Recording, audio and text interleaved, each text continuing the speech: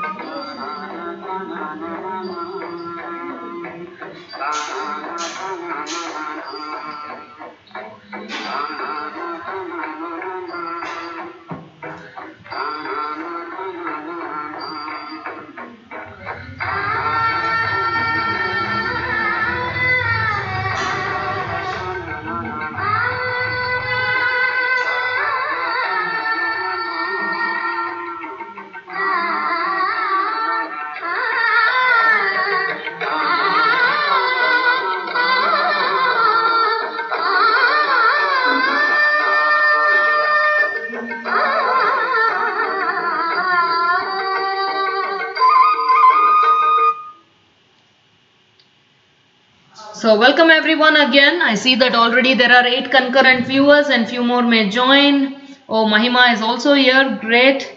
And our Samarth and Sampreet are here. Shloka is sending me some flowers and saying for you, ma'am. Thank you, Shloka. That's very thoughtful of you. So we have started discussing this very interesting series called the Demon series. All these different demons that were sent by the demon Kamsa to kill Krishna, just like an uncle would send, a lot of gifts for their nephew. So Kamsa also sends a lot of these gifts in the form of demons. So the very first demon who he sent was Putana. And this evil witch Putana, who was a serial baby killer, Krishna was only 6 days old when Putana came to kill him.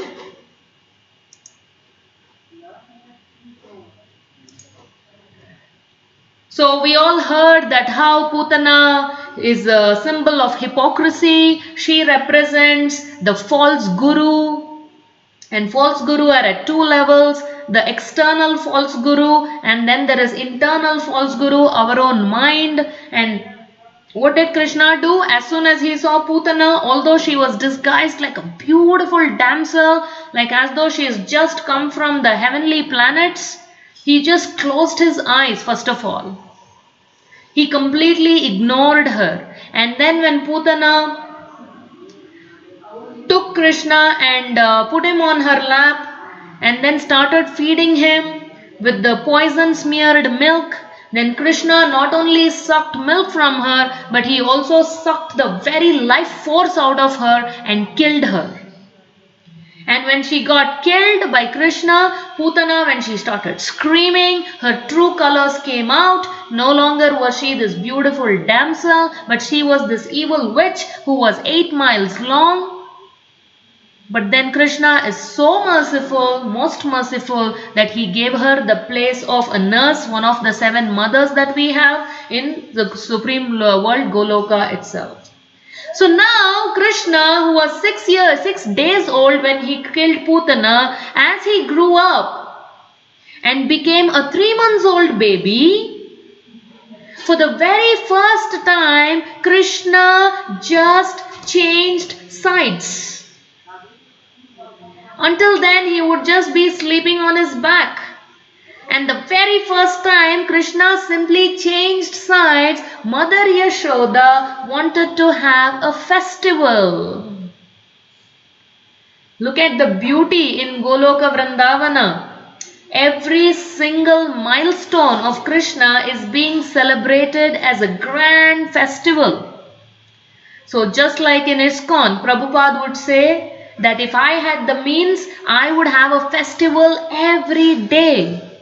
So Krishna consciousness is all about festivities. It's about celebrations. Just like today is Ekadashi, tomorrow Dwadashi. There is always appearance days, disappearance days. There is Janmashtami, there is Radhashtami, there is Narasimha Chaturdashi that is coming up in just 2 days. So there is Balarama Jayanti, there is Varaha Dev's appearance, Vamana Dev's appearance, so many festivals, Sri Rama Navami that we had in last month April. Festivals after festivals, so many festivals. So Mother Yashoda, she wanted to have a festival, not just when Krishna was born, also when Krishna changed sides. Why did she want to have a festival? Because Nanda Maharaj wanted to have a festival, the father of Krishna. And Nanda Maharaj did not even tell Mother Yashoda to have a festival, but Mother Yashoda, simply because she is such a chaste wife, she is a sati, she could understand the hidden motives of her husband even without him narrating it or expressing it to her.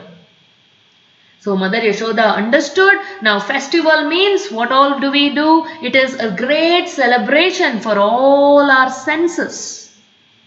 How many senses do we have? 5 senses. The nose, the eyes, the ears, the sense of touch, and then there is the most powerful sense, which is the tongue. So just like when we have festival, imagine somebody is getting married. What happens in a marriage? All our senses are getting indulged in material enjoyment. As soon as we enter a marriage hall, what happens? The sense of our nose catches so much of perfume fragrance, strong. And immediately after that, the music is falling on our ears. All kinds of Bollywood songs and hip hop songs, all kinds of high tempo songs. And then not only for the nose and the ears, even for the eyes, everybody has come dressed in the fine silk and in the jewelry and the hairstyles and the makeup. Where did you get this from? Where did you get that from? Everywhere flower decorations, all the glitter and glamour. So there is, for the nose, there is the sense of smell, that is through perfume. And then for the ears, there is music. For the eyes, there is all this wonderful sight. And then for the sense of touch, in a marriage function, people are holding hands and dancing. And then for the tongue, all kinds of variety of food items are being served. So anytime we say a celebration, celebration means that which gives pleasure for all the senses. But unlike a material function, like a wedding ceremony or any other ceremony where we get material engagement for the senses, when Mother Yashoda is having a spiritual festival because Krishna has changed sides, she is also having a great, all kinds of facilities for the senses to get enjoyment, but it is not material. So there are all these beautiful mantras that are being chanted by the brahmanas that she has invited. Plenty of prasadam is being cooked by all the gopis, and there is wonderful incense smell, tulasi leaf smell. And for the eyesight, all the gopis and gopas are so nicely decorated. In fact, entire Vrindavana, all the Gokula have come to Nanda Maharaj's palace, the 84 pillar palace that Nanda Maharaj has in his Bhavan. And then also they are also dancing, they are having kirtan, there is music. And at this time, nice Abhisheka was done for Krishna. He was given a bath with the cow urine, and then the Panchamrita Abhisheka was done, and then they nicely cleaned him up, decorated him with the peacock feather and with all the pearl necklaces. They put him the yellow dress, the Pitambaradari that he is. So Krishna, thus very nicely decorated, he was fed, and after a while, just like children get to do, he was a little tired and he slept off. And Mother Yashoda thought, okay, my baby Krishna has slept. she was getting too busy because all the Brajavasis are there and she had to cater to all their needs and take care of everything. So she brought the baby Krishna, who was already asleep, and put him under a cot, as you can see in the image there. So there was this cart. On top of the cart, all these old items and different things that Mother Yashoda was not using it, she had put it on that cart, and underneath that cart was baby Krishna nicely sleeping, and Mother Yashoda and Nanda Maharaj carrying on with the festivities. But after about a few hours, now Krishna woke up. And as he woke up, he looked here and there, just like children, they need their mother. And Mother Yashoda is nowhere to be seen. And Krishna wants to get her attention. So he starts crying. And Mother Yashoda is still nowhere to be seen because she cannot hear Krishna's crying sound because she is submerged in all kinds of other sounds. And Krishna is still cries even louder to get Mother Yashoda's attention. But she is still nowhere to be seen. And at this point, Krishna, with his tender feet, just imagine he is only 3 months old. As it is, babies, their feet is so tender, so tiny, soft, pinkish color. So we can only imagine how much more beautiful Krishna's lotus feet must have been. So let us contemplate a little bit on just the lotus feet of Krishna. You will understand why I am talking about the lotus feet of Krishna. In fact, Krishna's lotus feet, all the great acharyas, all the pure devotees, their only goal of life is to take shelter at the lotus feet of the Supreme Lord Krishna. What is so wonderful about this lotus feet? That is why we have Vatapatra Sai. What is Vatapatra Sai Krishna doing? Even he is amazed. What is there in my lotus feet that everybody is meditating on my lotus feet? All the jnanis, all the great bhaktas, devotees. To know the sweetness of his lotus feet, the greatness of his lotus feet, even Krishna himself lifts his feet and puts it in his mouth, trying to see what is there in this. That is the beautiful image of Vatapatra Sai. He's lying on a beautiful lotus flower, but he's taking his feet and putting it in his mouth and tasting it. And that beautiful lotus feet, one of the great acharyas, Yamuna Acharya, in South India, once he went to Sri Rangam. And he went there and he was sitting at the lotus feet of Sri Ranganatha. And somebody came and asked, Yamuna Acharya, you are such a great devotee. Why are you sitting at the lotus feet of Ranganatha? Why don't you move and sit at the head of Ranganatha? And Yamuna Acharya said, at the head of Ranganatha, that is the position of Duryodhana. Sitting at the lotus feet of the Lord, this is the position of Arjuna. I hope you remember the story. Just before Kurukshetra war was about to begin, both Arjuna and Duryodhana went to seek the help of Yadavas. So they went to Krishna and the Dwarapalaka said, Krishna is sleeping. Arjuna said, no problem, I will wait. And he went and sat. But before that, Duryodhana had come. Even he was waiting. But where was Duryodhana sitting? Duryodhana was sitting at the head of Krishna, near the head of Krishna, thinking that the moment Krishna opens his eyes, he'll look at me, then he'll ask me, then I'll ask what I want, and that is I want Narayani Sena. But Arjuna, being the humble, modest, meek devotee that he is, meek with M, not W, he sits at the lotus feet of the Lord, just patiently waiting for the Lord to finish taking his rest. But when Krishna woke up, he immediately got up and he saw Arjuna and not Duryodhana.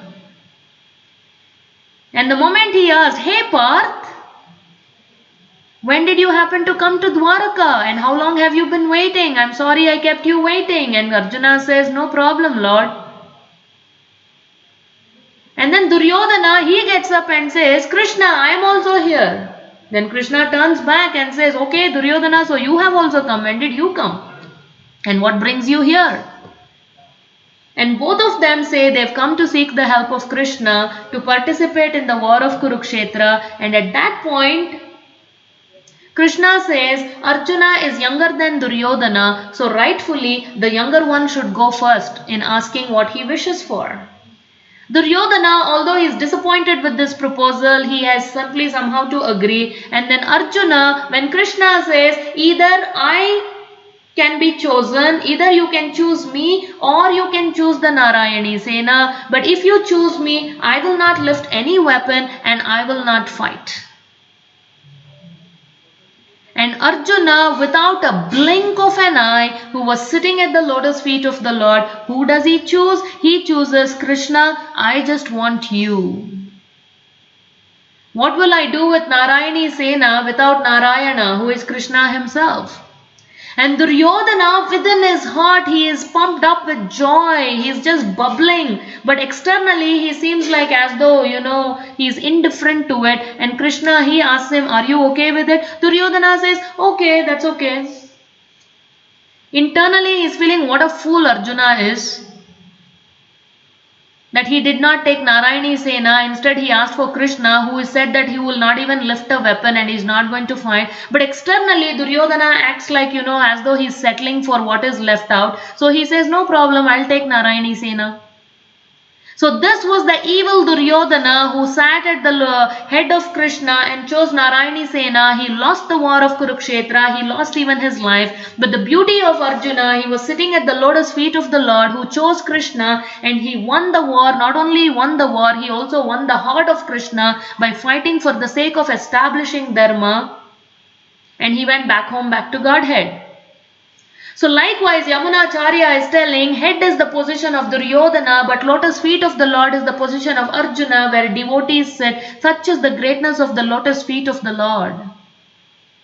In fact, all of us, ISKCON devotees and many others also, we wear tilak. What does tilak represent? So tilak is nothing but the lotus feet of the Lord. There is a line on the left, there is a line on the right. So there is the lotus, the left feet of the Lord, the right feet of the Lord. And at the bottom there is Tulasi leaf. Because Tulasi Devi, she is always there at the lotus feet of the Lord serving Krishna. That is why even when we offer prasadam, Krishna will not even accept it without Tulasi leaf. She is always at the lotus feet of the Lord. Anywhere you see any deity of Krishna or Vishnu avatar, there is always Tulasi at the lotus feet of the Lord. So in our tilak also, tilak is nothing but the lotus feet of Krishna. That means we are carrying the lotus feet of the Lord in the form of tilak on our forehead, that is on our head. It is a stamping on our forehead. That our head is always at the lotus feet of the Lord. That is the representation, that is the symbolic meaning of wearing tilak. So beautiful, so profound, so meaningful. That is why once a Christian priest asked my spiritual master, Srila Prabhupada, why do you people wear tilak? Many a times, people ask us also, why do you wear tilak? You have bhakti, you keep it inside your heart. What is the need to wear tilak and kanti mala and all this? So Prabhupada, the genius that he is, he asked this Christian pastor, he asked, why do you have a cross on top of your church? And the pastor said, when we have a cross on top of the church means this building, the church belongs to Jesus. That is why we have cross. So Prabhupada said, just like you have a cross on the building to indicate that that building belongs to Jesus, we have this tilak on our forehead saying that this body, this mind, this talent, everything belongs to Krishna. So what an amazing answer by Prabhupada. So this is the greatness of Krishna's lotus feet. That we wear it as tilak on top of our foreheads, indicating that we are surrendered unto the lotus feet of the Lord. My forehead is always at the lotus feet of the Lord. So beautiful it is. And that is why Lord Krishna's lotus feet is also called Abhay Charan. Abhay Charan means what? Krishna's charan, the lotus feet of Krishna, gives abhay. All our fear, the fear of coronavirus, the fear of losing job, the fear of not having good health, the fear of not having enough money, the fear of not having enough food, the fear of losing near and dear ones, the fear of death, the fear of so many things. Whatever your fear is, all the fears will vanish when we take the shelter of the lotus feet of the Supreme Lord Krishna. That is why Krishna's lotus feet is called Abhay Charan. And Prabhupada's birth name is also Abhay Charan Day. So if you want to get rid of anxieties, if you want to get rid of all your worries, if you want to have the supreme shelter, then we better take shelter of the lotus feet of the Lord. And as much as possible, we should also start wearing tilak as a representation that we are surrendered unto the Lord. It's so beautiful. And with this tiny little lotus feet, what did Krishna do to get the attention of Mother Yashoda? He kicked the cart, and from the cart all the items fell down, and with this tumultuous sound, this caught the attention of Yashoda Rani. Like you see, she has come there. Shloka is asking, is that Radha? No, that's not Radha, that's Yashoda Maya. Along with the gopis, see, all of them are so nicely decorated, decked up. And all the Gopabalas, they all came listening, what is the sound? Where is it coming from? And actually, this cart that was kicked by Krishna, this cart was actually a demon.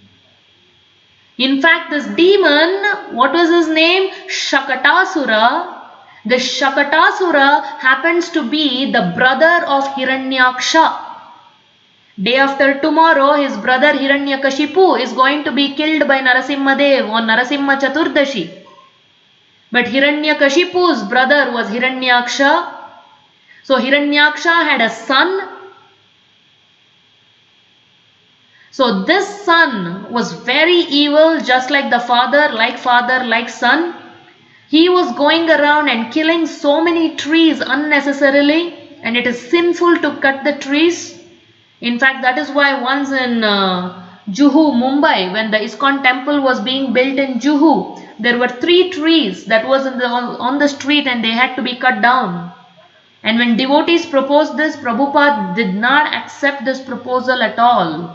So that is why even now if you go to ISKCON Juhu, those trees are still there because Prabhupada was so merciful even towards the trees. He did not allow the trees to be cut down. Near the gate area entrance, those trees are still there. Imagine if Prabhupada was so merciful towards the trees, how much more merciful he is on us.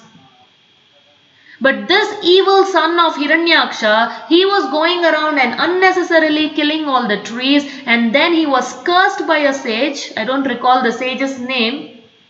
But he was cursed by the sage saying that you will become a demon in the form of the air. So this Shakatasura was actually in the form of air,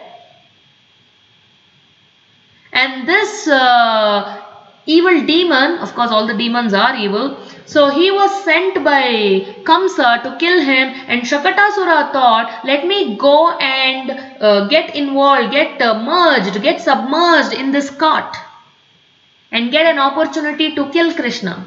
So Shakatasura was in the form of this cart, although he's an air demon, he was about to kill Krishna, and Krishna instead simply kicked. Imagine, it's a big cart with so many items. How can a 3-month-old baby kick a cart and all the items fall down? That's the supremacy of Lord Krishna. So that is why you see in that image that Shakatasura is also there. He's fallen down, he's come out and showing his true colors right beside the cart. So the greatness of Krishna, day after tomorrow, when he comes to kill Hiranyakashipu, he took this humongous, ferocious, most wonderful half-man, half-lion form. To subdue Bali, he had to increase his size and become from Vamana to Trivikrama. But in Krishna Leela, in Vrindavana, Krishna does not change his size. He does not have to grow big. When he is a 6 days baby, he stays as a 6 days baby only and kills Putana. When he is a 3 months old baby, now he killed Shakatasura. Like this, Krishna will not grow his size. He just the way he is, he will kill them in Vrindavana. This is another beauty of Krishna killing the demons in Vrindavana Leela. Very special. So this is how, with the kick of Krishna's lotus feet, Shakatasura was killed. And now what does Shakatasura represent? Just like Putana represented hypocrisy, Putana represented false guru, Shakatasura, the cart demon, represents all our bad habits that we carry into our Krishna consciousness. All our bad habits. So because remember, we are coming like millions of lifetimes, all these habits are getting accumulated. But maybe by the mercy of Prabhupada, somehow, some devotee gave us a copy of Bhagavad Gita, maybe somebody took us to the temple, somebody gave us some prasadam, somebody made us participate in kirtan, somehow or other, imagine by the mercy of the Lord and the spiritual master Srila Prabhupada, we've come to Krishna consciousness, but just because we came to Krishna consciousness does not mean all our bad habits have left us. So just like this Shakatasura, the cart which is having cart load, all kinds of things kept there, we are also carrying carts and cart loads of all the bad habits. Sometimes the habits are physical habits like drinking coffee, drinking tea, smoking, eating meat, alcohol, drugs. All these are physical level bad habits.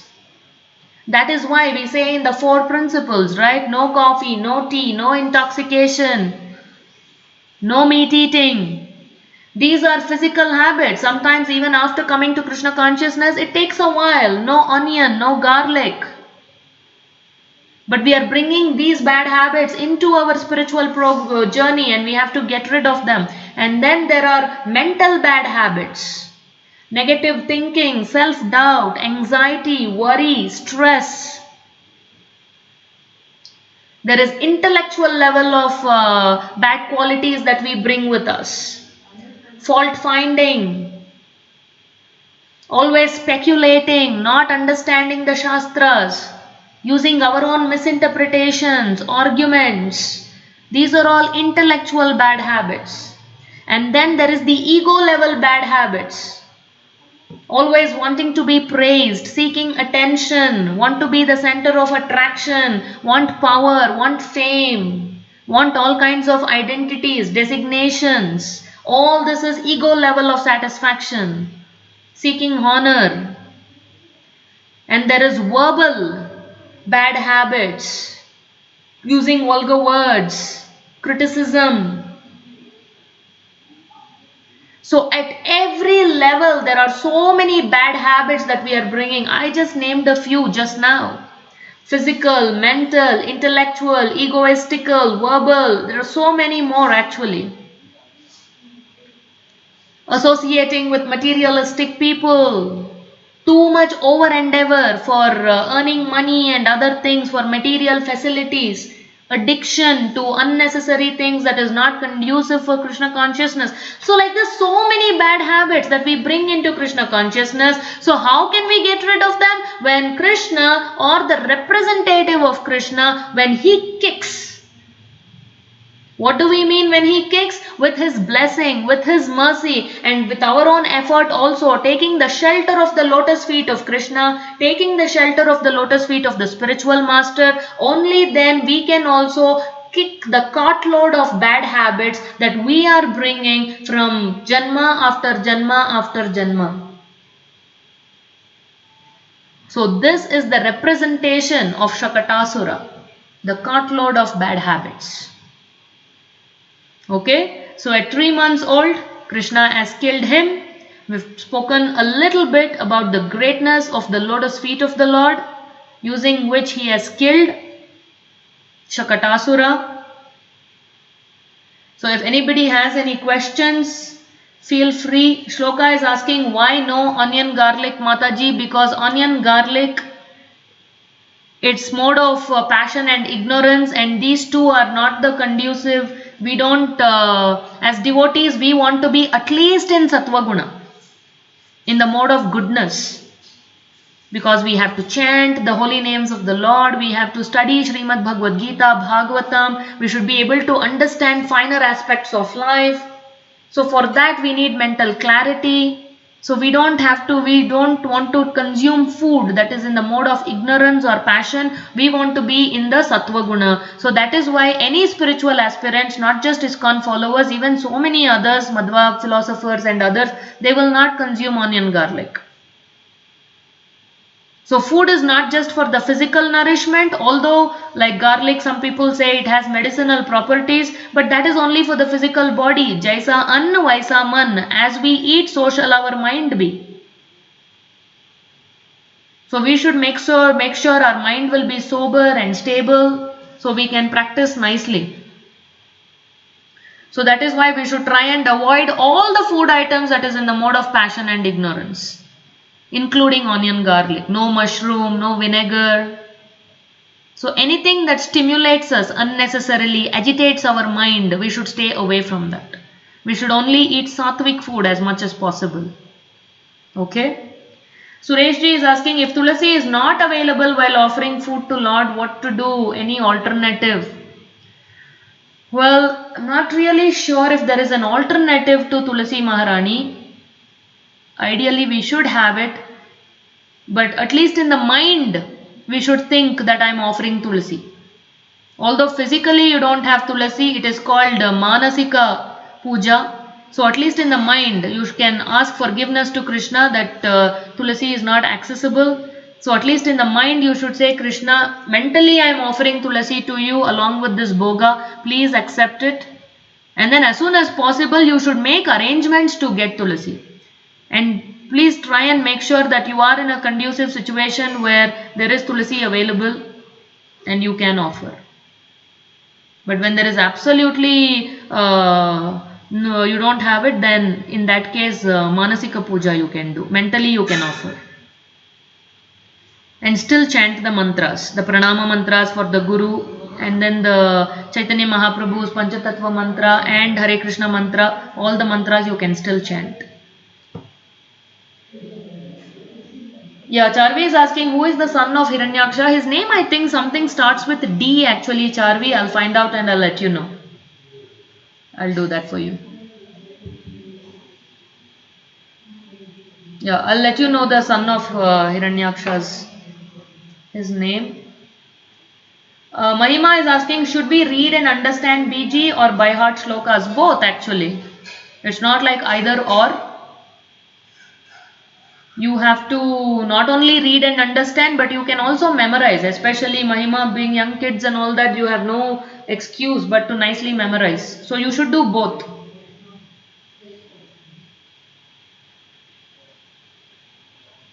Geeta Mataji is saying we have Tulsi Mala instead of Tulsi. Mataji, this is not authorized. I know you have mentioned this before also, but I don't think it's an authorized thing. So maybe you can give me the reference where it is said that Tulsi Mala instead of Tulsi.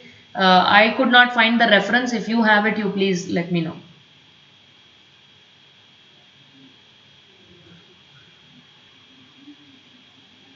Mahima is asking what is the Vedic things we have to eat. For this, Mahima will take it up another time about what to eat, what not to eat and all that. Okay, but for now, let us remember that what Putana represents is false guru. So let's not fall prey to false gurus. The biggest false guru is our own mind, which tricks us every moment. And today Shakatasura, who represents cartload of bad habits that we bring, and whatever that is, we have the bad habit. We have to consciously try to get rid of them once coming to Krishna consciousness by taking more and more deeper shelter of Krishna and Prabhupada's lotus feet. Mahima is again asking what Vedic food should we eat. I don't think this is the right session to discuss that, Mahima. At some other point, I'll definitely bring that up because we need to get into the details of it. Okay, anybody has any other questions? Good questions.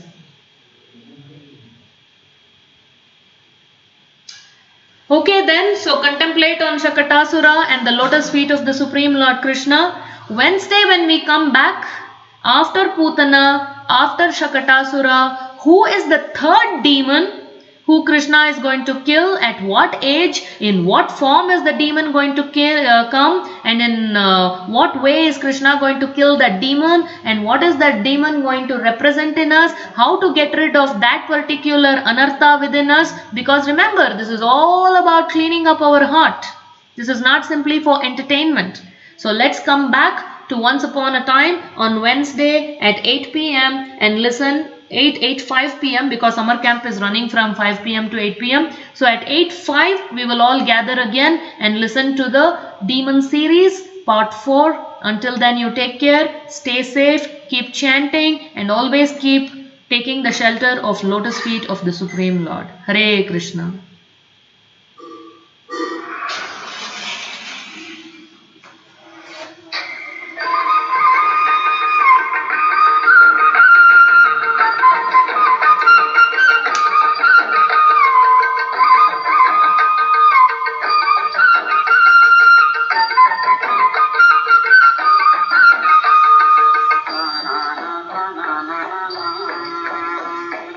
Ah